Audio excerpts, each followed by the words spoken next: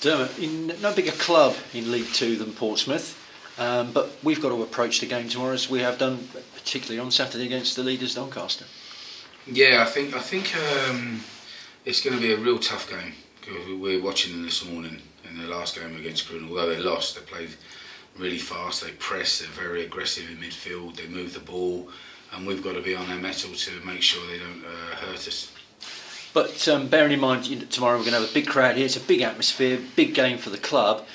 The players shouldn't need any motivating to try and produce the performance that we saw, particularly in the second half on Saturday. Yeah, I actually think that. I think if you can keep our heads, around it, and they've got to play under the pressure, and that's what they should want to do as players. It's a massive game, as we said, a fantastic following. Their fans demand they win, so there's pressure on Portsmouth as well, so we've got to turn that to our advantage, but it's really starting well, and not, I felt still we started slowly on Saturday, but for Cat we could have been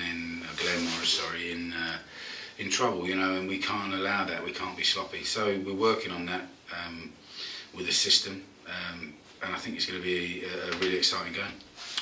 Injury-wise, we had a couple of more additions to the injury list on Saturday with Andre Blackman and Addison Garnett. How are we looking in terms of the squad for tomorrow? Addison's still out. Andre's fit for selection. So that gives you another option if you want to freshen things up. Yeah. What do you think will make the difference tomorrow between a good performance against Doncaster and getting 3 points against Portsmouth in terms of how we play? Probably finishing, taking the chances. I thought whilst Doncaster had a lot of chances, I felt we had some very good chances. Even particularly Enzo, when he got put through, just not hitting the target. The keeper's pulled off a couple of great saves. And I just think getting that goal, getting the goal that then allows you to make sure you can block off and dictate a little bit more in the game rather than chase the game. But it's going to be an open game, I think. I don't think Paul Cook plays any other way. I really admire the way they play. And I think he knows we're the same. It's not going to be stupid, but we have got to get people in the box. We've got to make goal-scoring chances. Don't rely on nicking a point or nicking a 1-0. We've got to it's our home ground. We have to be on our mettle.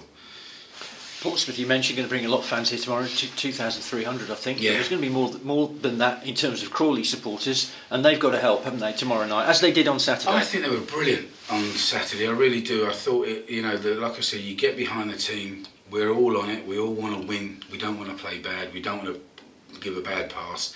A player knows when he does something wrong.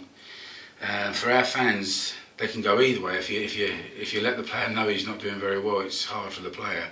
But if you get behind the team from the off, and we need our fans to match Pompey's fans. We need to sing all the time, make it like a final. Because every game that we play now, we need points.